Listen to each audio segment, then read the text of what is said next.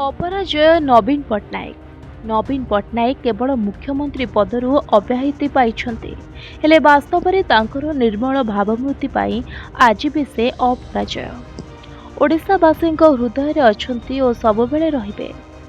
एने social media X ray BJD सांसद मानस मंगराज कहिसंते 4.5 कोटी ओडिशावासी परिवार भावी निज जीवनर 24 वर्ष समग्र राज्य पाई उत्सर्गीकृत होइछन्ति नवीन। ओडिशावासी उन्नति पाई विभिन्न लोकाभिमुखी कार्यक्रम करिछन्ति। एपरिक ओडिया भाषा को उज्जीवित करि रखिबा पाई से प्रथम विश्व ओडिया भाषा सम्मेलन आयोजन करथिले।